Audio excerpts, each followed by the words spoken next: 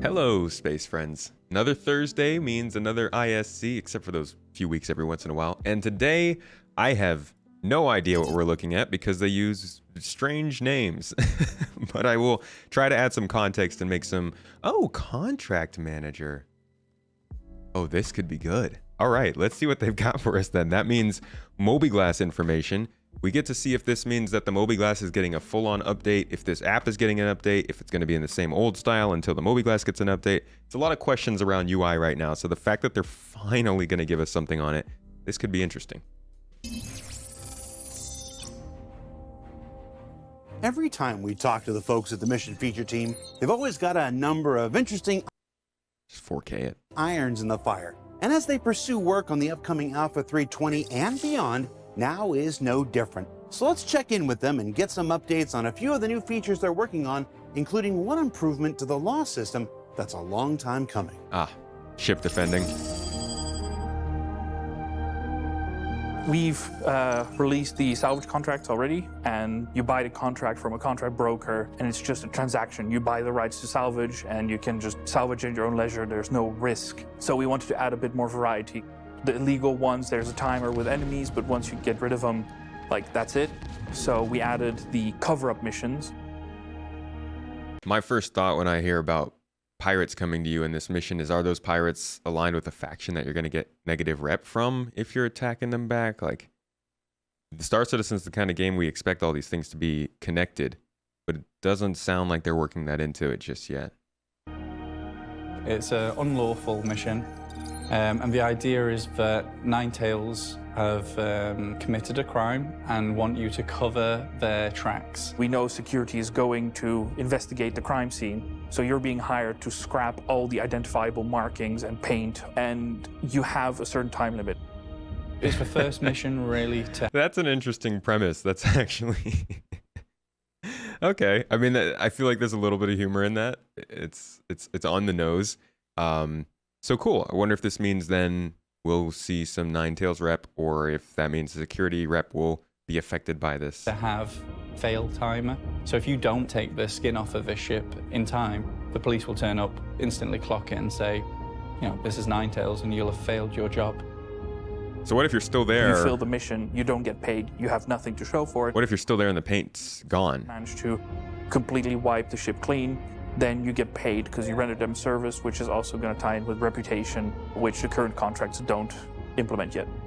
If you do So it's going to tie in with reputation. want to get greedy, you can still get greedy. You can still start taking parts off. That isn't part of a mission. You can still go aboard, and there's probably going to be, you know, really valuable things aboard. What I like about this mission is that it's a bit of a precursor to how we want to start evolving the salvage missions as we go. Currently, salvage missions don't have reputation tied into them. You just buy the contract and you're done. But this is going to start our work towards having more reputation scopes. See, I don't like that. They added reputation, and then we started to see it worked on, and now not at all. And I understand some of the things in this game are like you put them in as an alpha implementation, make sure it works, come back to it later. But I don't think reputation should be like that. This is the only way of progressing in Star Citizen right now, and they're actively stripping it out of these missions, which is annoying. You're actually going to have rewards coming in with finishing these missions. There's actually going to be a reason for doing these in the long run. One of the things we'd noticed is that even though they're salvage missions, now that you can take cargo off and weapons off, people are actually leaving the skin. They weren't using the salvage beams as we imagined they would. So it's been nice that we can actually make that part of the mission. We can make the feature the mission critical aspect. It's an interesting way to do it. I do think eventually it should be economically linked and not like this is the objective of your mission, but it's a fun way to do it for now. With Siege of Orison, we built these new Crusader platforms. You've definitely seen Solanke platform, Brushwood, Heartmoor, and building those, we essentially got all of the building blocks required to expand Crusader even further. We made Inspiration Park, which is a whole collection of 4 platforms and a whole bunch of buildings. Then we started doing platform infiltration missions on them. The problem with that is that every time a mission location is used, It can't be used by another mission at that point. It's kind of reserved. So if 2 people do that, that's already 6 buildings out of the rotation, which limits a lot of the buildings. So what we decided is to have several more of these platform parks. We really just wanted one location that would be for siege. We intended to copy and paste those all over the place in new formations. And that would mean that the siege islands would just be for siege, so that the event and the missions don't have to share the same location. We knew we could then take those islands, reconfigure them, and then just place them all over Crusader. Using multiple locations around Crusader spreads players out more, which helps the performance. And we kind of wanted to use the planet itself more as well. The intent was to run Siege for 319, but unfortunately, we weren't able to hit that. We ended up in a very awkward position where we had disabled the ability to have the current missions that went out on those islands in 318 available in 319, and we also didn't have the other islands placed. So we just had to turn those missions off completely until we get these new floating islands. So we made the decision to add more islands all around Crusader. It allowed us more freedom, we can tell different stories. Okay, so these are our bunker missions on Crusader, essentially. I guess these platforms will just always be used for combat. It's not going to be like, oh, they're a city until something happens and then they turn into combat missions, which is gamey. But again, we'll see how this progresses. The new Consignment mission involves the item dispensers that you've seen at Jumptown and in Korea. The Consignment missions are made by Max. You'll be tasked with going to the UGF to retrieve a mission-critical item.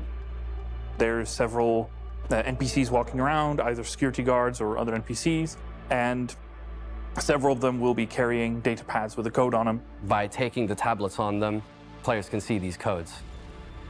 You will have to sift through multiple codes to find that item. Think of it as an Amazon locker where you have a code for your delivery. So you have to look on the tablet which code hold which set of items. These are going to be way better in the newer UGFs they're making. Spitting out these objects one by one. You can even type that code in and stop it halfway through and then type the code in again and get the other half of the consignment out. The consignments can be found in various places. There's a lawful mission where you go and the security occupants of a UGF have been killed by the Ninetails. So there's all these corpses around and you have to go searching through them while fighting off the Ninetails to find these data pads. And, scanning through the data pad and you finding whether it's got the mission critical items that you're looking for, or maybe just some really valuable items for things like Haddonite and Dolavi and things like that you usually only find in one-handed carryables we're adding into boxes. So that's a nice little bonus there you'll be able to find. The greedier you are or the longer you take to get this mission done, the mission grows more and more difficult. We built a new system, a new module, which we're calling the anti-up system. It allows us to spawn increasingly difficult waves of AI that will approach and attack the player while they're at a location. The AI coming out of it grow more difficult, through light, heavy, medium armors. It's completely normal death. Through light, heavy, medium armors. The unlawful version of this, you're actually acting as the Ninetails, say. So you go into a UGF that's run by securities and you have to kill the bosses that come out and get the data pad off of those. I do a lot of bunker missions, so I'm excited to get some more variety in them. I feel like we're getting halfway missions. They're obviously using what they have right now. I think we're going to look back at pre-server meshing, post-server meshing kind of or maybe pre-PES, post-PES kind of content. These feel super basic forms of the missions we want to be running. These feel like basically the bunker missions we had with combat at first, that were just go here, eliminate 10 people and leave. I'm feeling that there's a lot more scale that could be added to these, but right now they are just getting in what can be worked with the game right now. Unfortunately, like I play more on the lawful side of things, so if it's like a bunker mission where I have to kill like security guards, I'll be less inclined to do it. But if it's shoot 9 tails and steal their stuff, then yeah, I'm all for it. So the reputation ladder is going to be tied to these missions. A lot of players care about the reputation ladder themselves in completing that process, but as an extra incentive to climb it, they will unlock the harder tiers of this mission. And in the process of doing so, there will be more data pads that can drop across the mission. It will be more difficult to stay at the location the more data pads you want to retrieve, and you can sift your way through the mission critical items and the extra items of the things you want, load them up, get them out of the UGF onto your ship and away.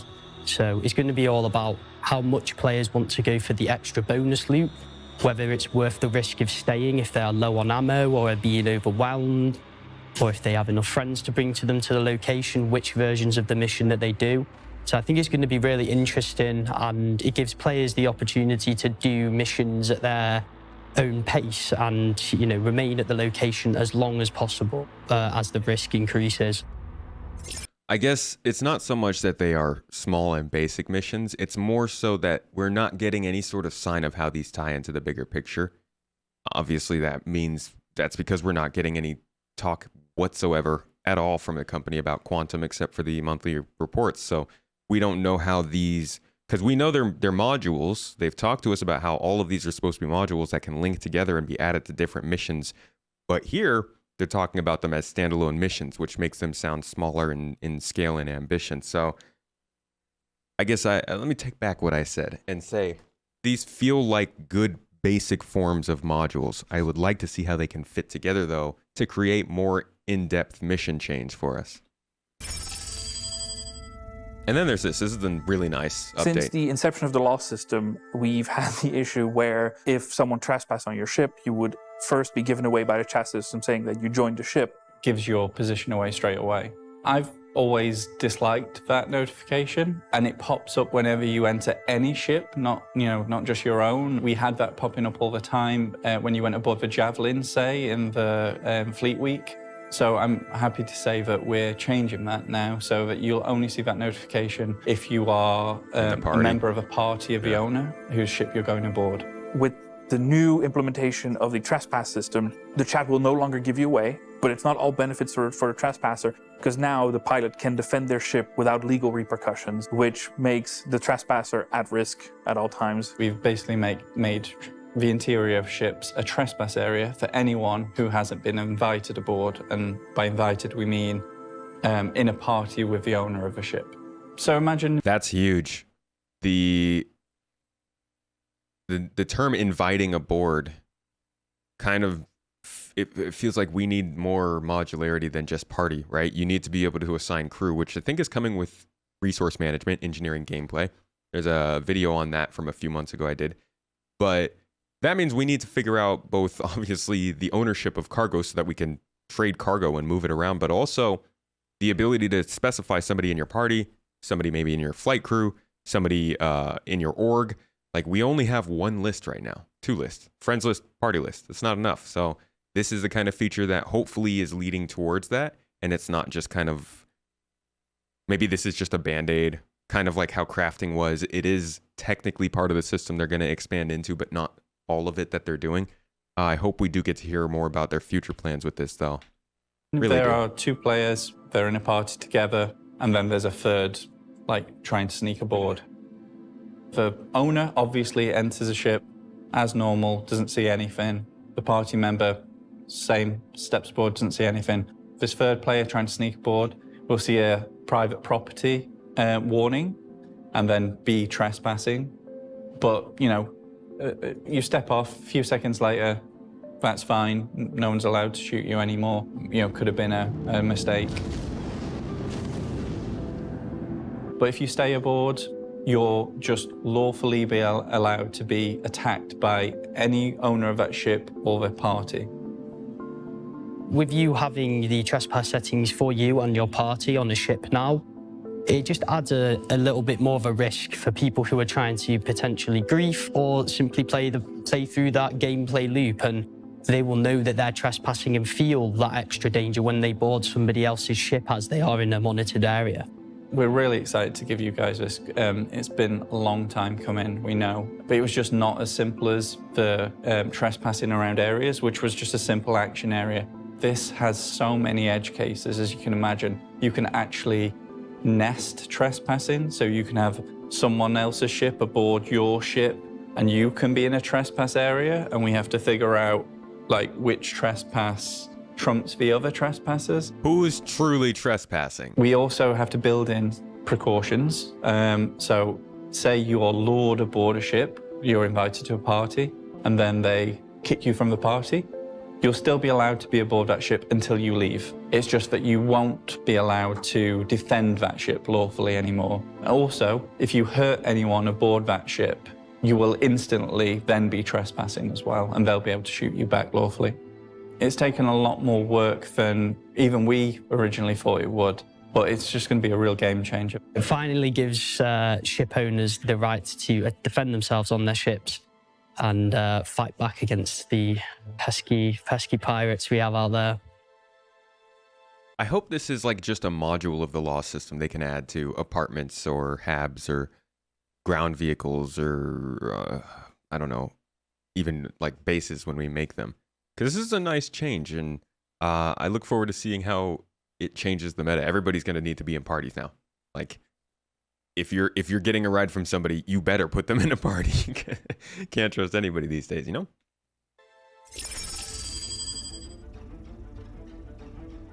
One of the things farther ahead that we're working on is barge heist. It's basically taking what we know to be popular and fun in this game, so something like Jump Town, but we're making it have a finite resource and a much more interesting location. What we're doing is allowing players to buy in information similar to how some of the salvage contracts work.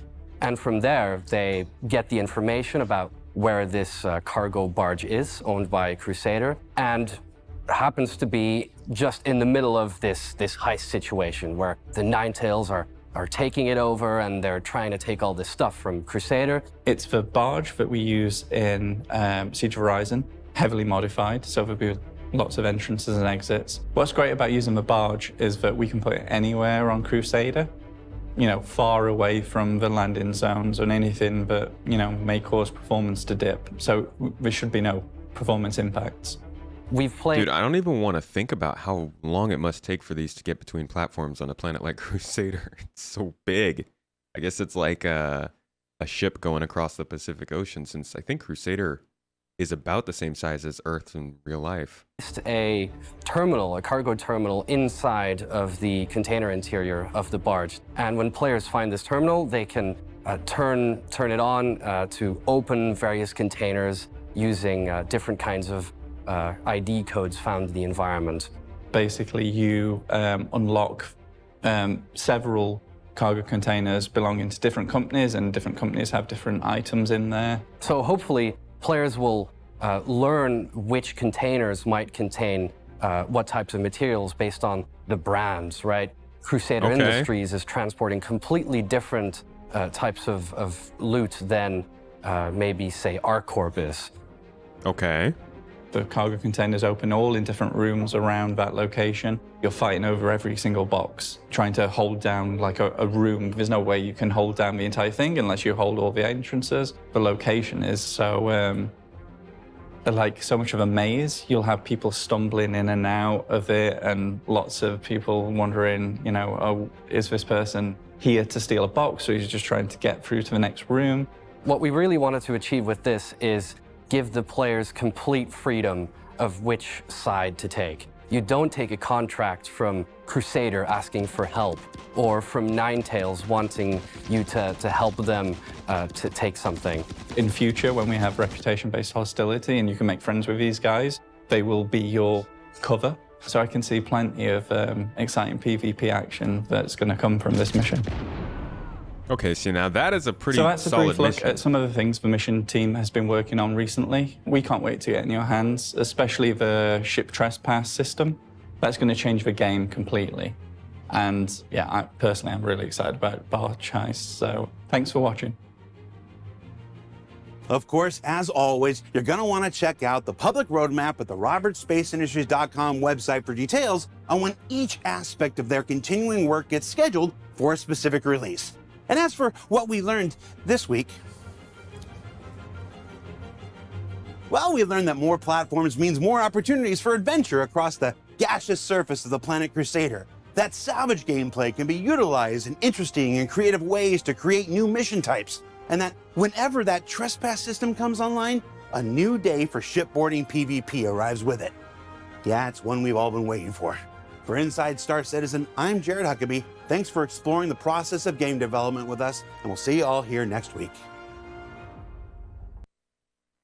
And they pursue work on the upcoming Alpha 320 and beyond. Updates on a few new features they're working on, including one improvement to the new law system that is going to be a long time coming. You're going to want to check out the public roadmap on robertsspaceindustries.com website.